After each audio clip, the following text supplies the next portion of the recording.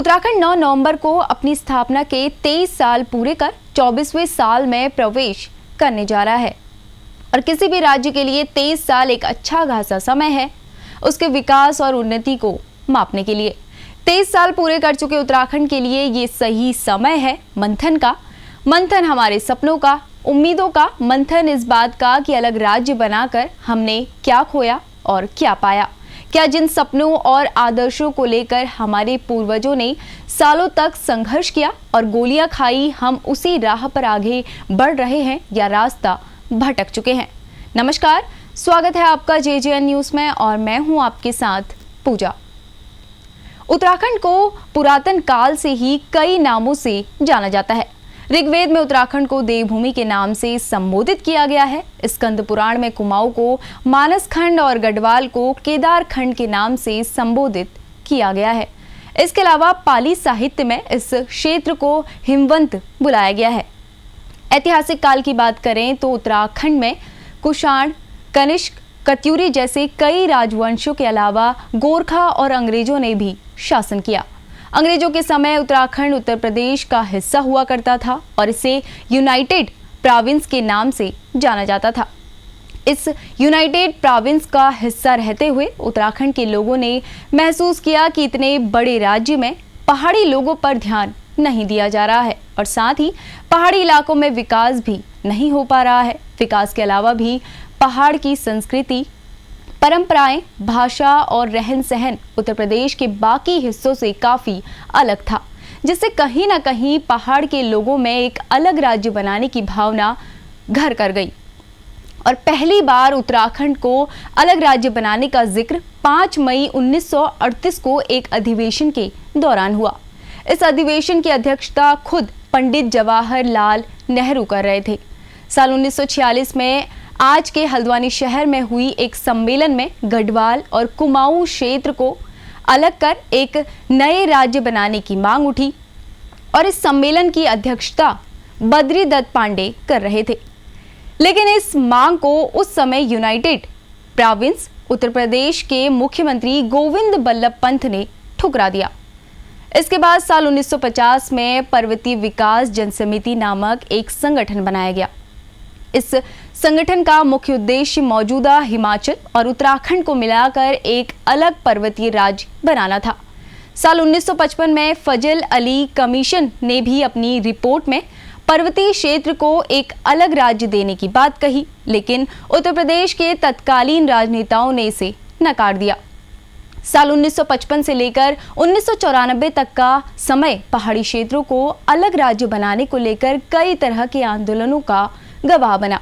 साल 1994 में अलग राज्य की मांग को लेकर चल रहे आंदोलनों में जोर पकड़ा और 1 सितंबर 1994 को खटीमा में आरक्षण के विरोध में एक रैली निकाली गई, जिसमें बड़ी संख्या में छात्र और पूर्व सैनिक शामिल हुए।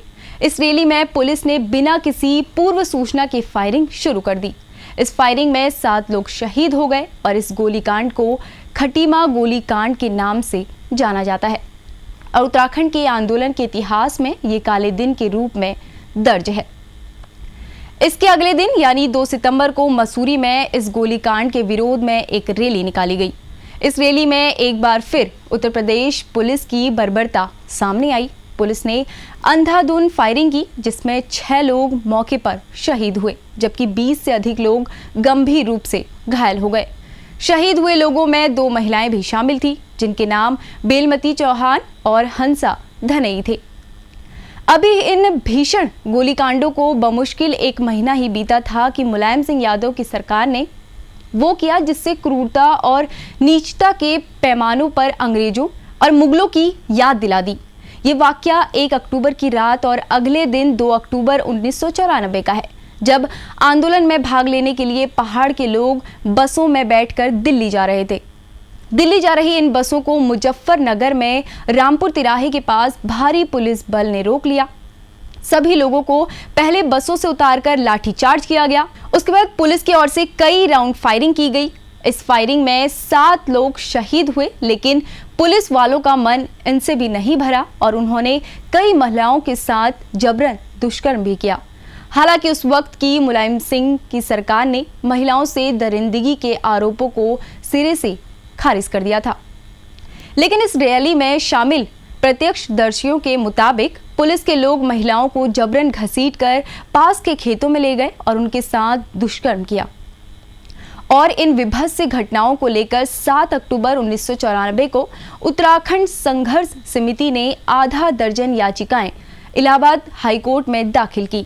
इन याचिकाओं पर सुनवाई करते हुए 6 दिसंबर को कोर्ट ने सीबीआई से खटीमा, मसूरी और मुजफ्फरनगर कांड की रिपोर्ट मांगी। आपको बता दें, सीबीआई ने कोर्ट में सौंपी रिपोर्ट में स्वीकारा कि रामपुर तिराहा कांड में 7 सामूहिक दुष्कर्म, 17 महिलाओं से छेड़छाड़ और कुल 26 हत्याएं की गई। सीबीआई की रिपोर्ट से आप समझ सकते हैं कि ये मामला कितना संगीन था। लेकिन मुलायम सिंह की सरकार ने खाना पूर्ति करते हुए केवल 7 पुलिस वालों को सस्पेंड किया। ये मामला पहले हाई कोर्ट और फिर सुप्रीम कोर्ट में कई साल तक चला, लेकिन आरोपियों के खिलाफ कोई भी बड़ी कार्रवाई नहीं की गई। उल्टा इस केस में शामिल रहे कई पुलिस अफसरों को कुछ सालों बाद प्रमोशन भी दे दिया गया। अभी रामपुर तिराहा कांड को बमुश्किल महीना ही बीता था कि एक बार फिर पुलिस का क्रूर चेहरा देखने को मिला। 9 नवंबर को श्रीनगर के पास मौजूद श्रीयंत्र टापू नामक जगह पर सरकार की दमनकारी नीतियों के खिलाफ लोगों ने आमरण अनशन शुरू किया। इसकी खबर लगते ही 10 नवंबर को पुलिस ने एक बार फिर आंदोलन को बुरी तरह कुचलने का प्रयास किया। पुलिस ने लाठीचार्ज किया और पत्थरबाजी कर लोगों को बुरी तरह घायल कर दिया। घायल हुए 2 लोगों को पुलिस ने पास की नदी में धक्का दे दिया, जिससे ये दोनों शहीद हो गए। इन कुछ बड़ी और ऐतिहासिक दृष्टि से महत्वपूर्ण घटनाओं के अलावा भी राज्य आंदोलन के लिए सैकड़ों लोगों ने अपना बलिदान दिया। इन सभी बलिदानों और सालों के अथक प्रयासों का नतीजा मिला साल 2000 में, जब 1 अगस्त को यूपी रिफॉर्मेशन बिल लोकसभा से पास हुआ। 10 अगस्त को ये बिल राज्यसभा से पास हुआ और 28 अगस्त को इस बिल को राष्ट्रपति KR नारायण की मंजूरी मिल गई, जिसके बाद 9 नवंबर 2000 को उत्तरांचल एक नए राज्य के रूप में स्थापित किया गया। आगे चलकर 1 जनवरी 2007 को उत्तरांचल का नाम बदलकर उत्तराखंड कर दिया गया। उत्तराखंड एक अलग राज्य बना। उस समय आंतरिक सरकार का गठन किया गया। उस समय इस सरकार में यूपी विधानसभा की 22 और विधान परिषद के 8 सदस्य शामिल थे। कुल मिलकर 30 सदस्यों से सरकार बनी और नित्यानंद स्वामी राज्य के पहले मुख्यमंत्री बने। लेकिन 1 साल के भीतर उनकी विदाई हो गई और राज्य की कमान भगत सिंह कोश्यारी के हाथों में आ गई। साल 2002 में पहली बार राज्य में विधानसभा के चुनाव हुए और 70 सदस्यों की विधानसभा में कांग्रेस को सबसे ज्यादा सीट मिली और ND तिवारी राज्य के मुख्यमंत्री बने। बता दें, यूपी की पहली विधानसभा में बतौर सदस्य चुने गए ND तिवारी न केवल 3 बार उत्तर प्रदेश के मुख्यमंत्री रह चुके थे, बल्कि राजीव गांधी की सरकार में वो केंद्रीय कैबिनेट भी रहे। ND तिवारी को लेकर राजनीतिक हलकों में एक बात बड़ी मशहूर है कि यदि राजीव गांधी की मौत के बाद ND तिवारी चुनाव जीत जाते तो नरसिम्हा राव की जगह उन्हें ही प्रधानमंत्री बनाया जाता।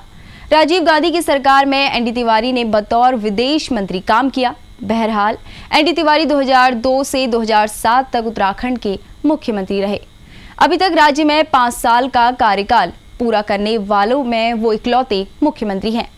उत्तराखंड में सिडगुल इंडस्ट्रियल एरिया की नींव ND तिवारी ने रखी। ND तिवारी के प्रयासों के चलते हरिद्वार के भगवानपुर और रुड़की के सिडगुल में 500 से अधिक उद्योगों की स्थापना की गई। औद्योगिक क्षेत्र स्थापित होने के बाद इन क्षेत्रों में हुई तरक्की किसी से छुपी नहीं है। यहाँ गौर करने वाली बात यह है कि उत्तराखंड जैसे नवगठित राज्य में जहाँ पर सड़क, बिजली आदि के विकास का ढांचा भी पूरी तरह तैयार नहीं हुआ था, वहां पर उद्योगों का आना ND तिवारी के विजन और अथक प्रयासों का एक नतीजा था।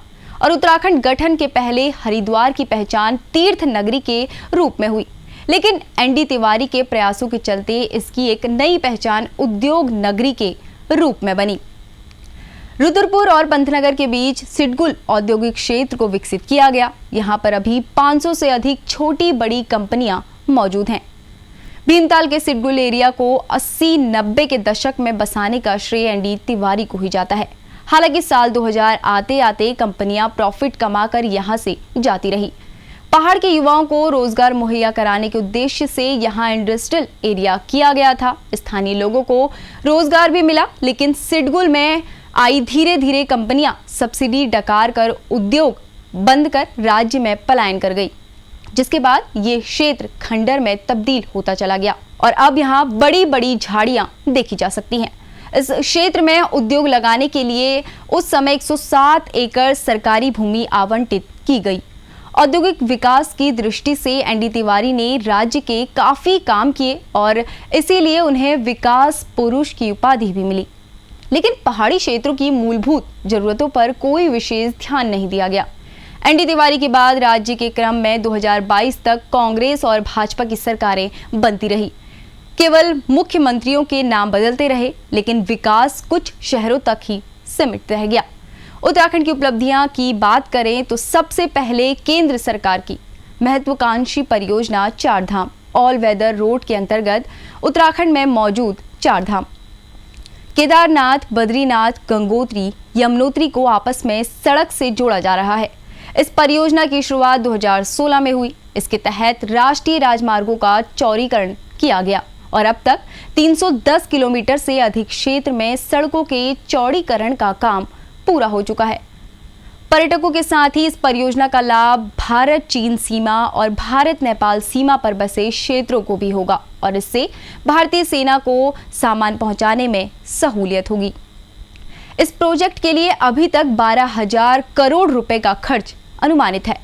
इसके अलावा टनकपुर, पिथौरागढ़ राष्ट्रीय राजमार्ग और लिपुलेख तक का काम भी पूरे जोरों से चल रहा है और इसके जल्द पूरा होने की उम्मीद है। इसके बनने से कैलाश मानसरोवर की यात्रा भी सुगम हो जाएगी। इस प्रोजेक्ट के तहत 12 बाईपास, 15 फ्लाईओवर, 10 छोटे पुलों का निर्माण किया जा रहा है। दूसरी बड़ी उपलब्धि है केदारनाथ और बद्रीनाथ धाम का विकास कार्य। इस प्रोजेक्ट के तहत केदारनाथ में मंदिर के पास मुख्य पुजारी का आवास और डिस्पेंसरी बनाई जाएगी। साथ ही तीर्थ पुरोहितों के लिए भी आवासीय परिसर का निर्माण किया जाएगा। इन सब के अलावा केदारपुरी के चारों ओर एक सिक्योरिटी वॉल बनाई जाएगी ताकि भविष्य में यदि 2013 जैसी आपदा दोबारा हो तो नुकसान को कम किया जा सके।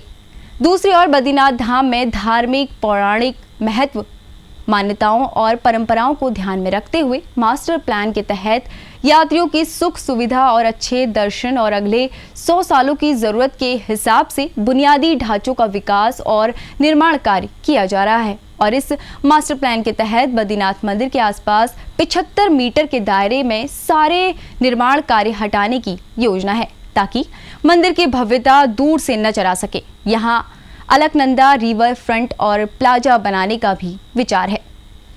तीसरी उपलब्धि है हल्द्वानी के गौलापार क्षेत्र में 176 करोड़ की लागत से अंतर्राष्ट्रीय स्टेडियम का निर्माण होना है। हल्द्वानी के गौलापार में स्टेडियम का लोकार्पण सीएम हरीश रावत ने किया था। चौथी उपलब्धि 327 करोड़ रुपए की लागत से बना अल्मोड़ा मेडिकल कॉलेज है, जो कि शहर की 6 लाख से अधिक की आबादी को बेहतर स्वास्थ्य सुविधा देने के उद्देश्य से बनाया गया।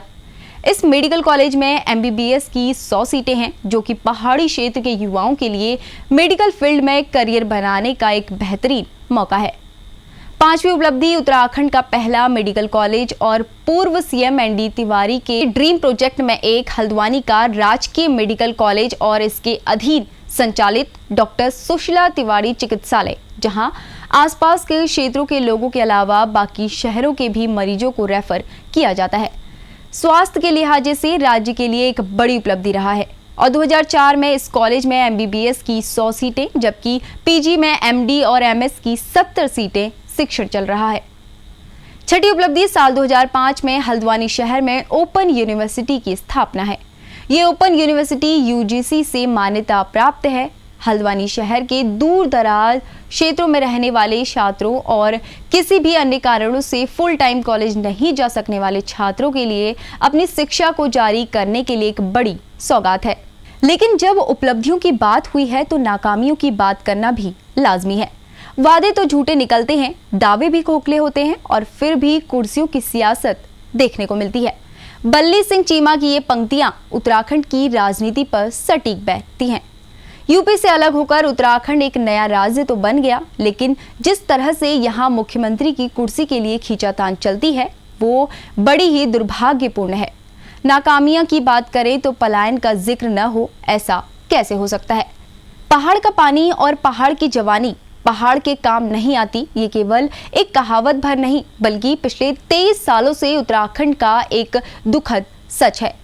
पिछले 2 दशकों में हजारों गांव खाली हो चुके हैं। 3000 से ज्यादा लोगों को गोस्ट विलेज घोषित किया गया है। पौड़ी और अल्मोड़ा जैसे जिलों ने सबसे ज्यादा पलायन का दर्द झेला है। इसके अलावा सीमावर्ती जिले पिथौरागढ़ में भी पलायन में वृद्धि दर्ज की गई है। पलायन रोकने के लेकर गंभीरता का अंदाजा आप इस बात से लगा सकते हैं कि पलायन रोकने के लिए बने आयोग के अधिकारी खुद पौड़ी से पलायन कर देहरादून चले गए।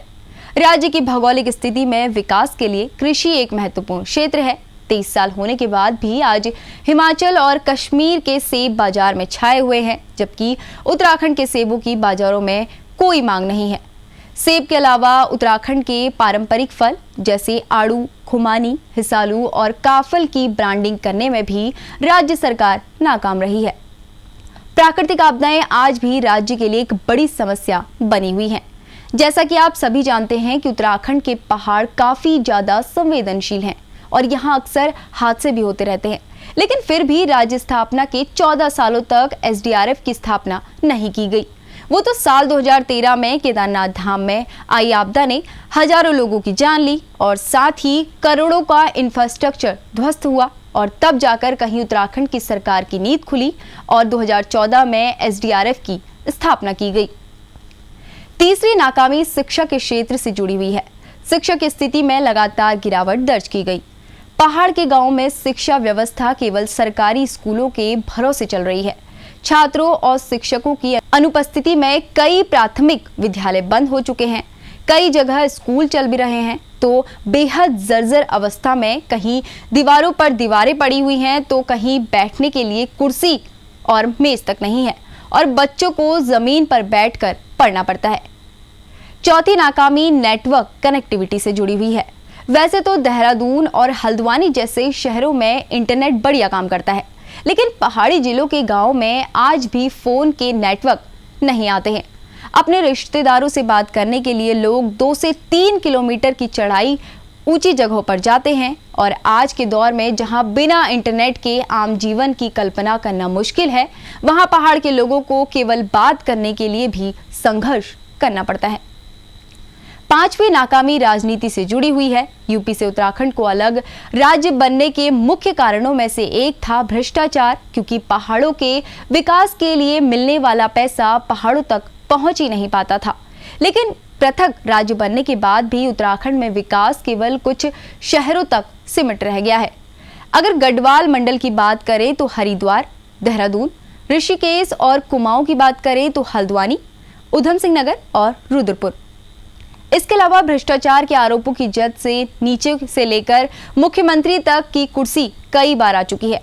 राज्य के पूर्व मुख्यमंत्री त्रिवेंद्र सिंह रावत, रमेश पोखरियाल निशंक और हरीश रावत पर भ्रष्टाचार के गंभीर आरोप लग चुके हैं। इसके अलावा राजनीतिक अस्थिरता भी राज्य के लिए एक बड़ी समस्या बनी हुई है। यूं तो उत्तराखंड में केवल 2 दल भाजपा और कांग्रेस ही सत्ता की रेस में रहते हैं, लेकिन मुख्यमंत्री की कुर्सी के लिए हमेशा ही खींचातान बनी रहती है। केवल 23 साल में राज्य में 12 मुख्यमंत्री रह चुके हैं और अभी तक एनडी तिवारी इकलौते मुख्यमंत्री हैं जिन्होंने 5 साल का अपना कार्यकाल पूरा किया है। राज्य में मुख्यमंत्री की कुर्सी को लेकर इस तानातानी के कारण अस्थिरता का माहौल बना रहता है और जिसका सीधा असर विकास कार्यों पर पड़ता है। छठी नाकामी तेजी से बढ़ता नशा, स्पा सेंटरों और क्राइम का ग्राफ है। आपको बता दें, उत्तराखंड राज्य में दूसरे राज्य के लोगों की बसावट पिछले कुछ सालों से तेजी से बढ़ी है, जिससे कहीं ना कहीं क्राइम में बढ़ोतरी देखी जा रही है। बात करें अल्मोड़ा, हरिद्वार, देहरादून और हल्द्वानी की, तो इन जगहों पर नशे की तस्करी काफी तादाद में हो रही है। इसके अलावा टूरिस्ट डेस्टिनेशन के आसपास के क्षेत्रों में स्पा सेंटर बड़ी तादाद में खुल गए हैं, जहां स्पा सर्विसेज की आड़ में महिलाओं को देह व्यापार में धकेला जा रहा है। और दिल्ली, एनसीआर, पंजाब और हरियाणा से अपराधी पुलिस से बचने के लिए उत्तराखंड का रुख करते हैं, क्योंकि पहाड़ी इलाका होने की वजह से ज्यादातर जगहों पर पुलिस रेगुलर चेकिंग नहीं करती, जिसके कारण अपराधियों को छिपने में आसानी होती है। इसके अलावा उत्तराखंड पर्यटक के लिहाजे से भी धार्मिक स्थलों के चलते साल भर पर्यटकों की आवाजाही का केंद्र बना रहता है। इसकी आड़ लेकर अपराधी राज्य में आसानी से प्रवेश कर जाते हैं। इन सब के अलावा उत्तराखंड के कुछ जिलों की सीमा नेपाल बॉर्डर से लगती है, जिससे इन अपराधियों को देश छोड़कर भागने में सहूलियत होती है। अब बात करते हैं उन क्षेत्रों की जहां सुधार करके उत्तराखंड को विकसित और सशक्त बनाया जा सकता है। सबसे पहले बात पर्यटक की। पर्यटक के लिहाजे से उत्तराखंड एक परफेक्ट टूरिज्म डेस्टिनेशन है। यहाँ झीलों के लिए मशहूर नैनीताल, पहाड़ों की रानी मसूरी, आध्यात्म के लिए, योग के लिए ऋषिकेश और तीर्थ नगरी हरिद्वार के अलावा चार धाम भी मौजूद है, जो हिंदुओं की आस्था का एक प्रमुख केंद्र है। इसके अलावा कौसानी, धनौल्टी, औली और बिनसर जैसे खूबसूरत हिल स्टेशन भी मौजूद हैं, जो कि हिमाचल के ओवर क्राउडेड हिल स्टेशनों का विकल्प बन सकते हैं। लेकिन उत्तराखंड सरकार इस पर ध्यान नहीं दे रही है। दूसरा है विकास कार्य और प्रकृति का तालमेल, यानी इको डेवलपमेंट।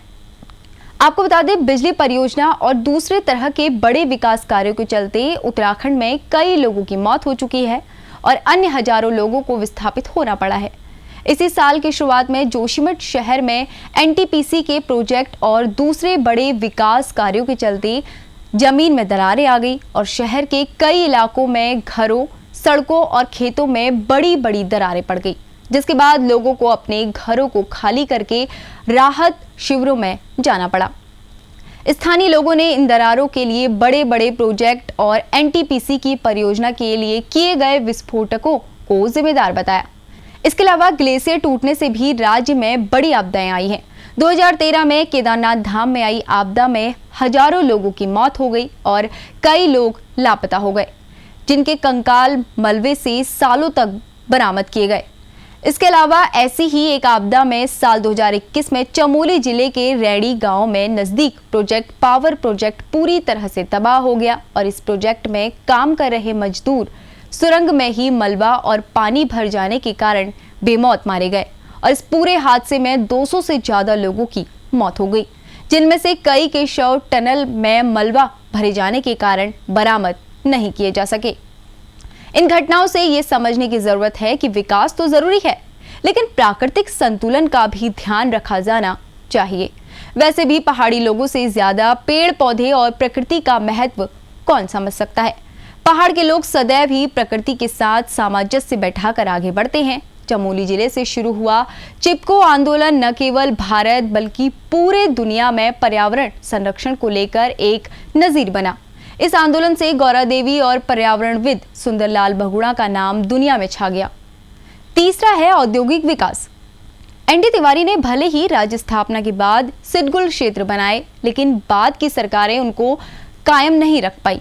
सिडगुल क्षेत्रों से कंपनियां पलायन जारी है। सिडगुल क्षेत्रों में कंपनियां टैक्स बेनिफिट मिलने तक रुकी रहती हैं और उसके बाद बोरिया बिस्तरा समेट कर निकल जाती हैं। उत्तराखंड की सरकार को चाहिए राज्य के लिए एक नई और प्रभावशाली औद्योगिक नीति। इसके लिए हम महाराष्ट्र और गुजरात जैसे राज्यों से सीख ले सकते हैं। चौथा है स्वास्थ्य सुविधाओं से जुड़ी हुई।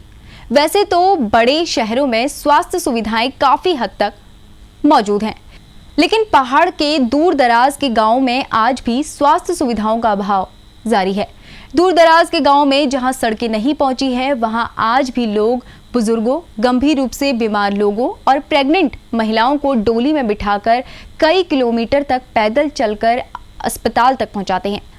पांचवी है कृषि से जुड़ी। जिस राज्य की स्थापना के आंदोलनों में नारा चलता था, मडवा झिगोरा खाएंगे उत्तराखंड बनाएंगे, आज उसी राज्य में स्थिति ये हो गई है कि लोग खेती छोड़कर दूसरे पेशों को अपनाने पर मजबूर हैं। जंगली जानवरों के आतंक, बेमौसम की बारिश, माल पहुंचने के लिए मंडियों की उपलब्धता नहीं होने के कारण लोग खेती छोड़ने को मजबूर हो गए हैं।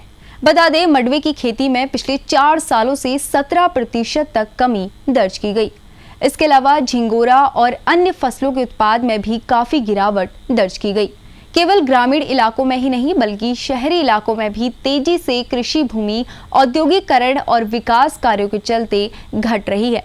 एक समय धान के कटोरे के नाम से मशहूर यूएस नगर के राज्य बनने के बाद से 10,000 हेक्टेयर कृषि भूमि कम हो गई है। तो ये था उत्तराखंड के 23 सालों का सफरनामा। इन 23 सालों में राज्य के विकास के कई काम हुए। कई विकास कार्यों पर अभी भी काम चल रहा है। स्वास्थ्य, शिक्षा, रोजगार और सड़क जैसी मूलभूत सुविधाएं अभी भी पहाड़ के कई गांवों की पहुंच से दूर हैं।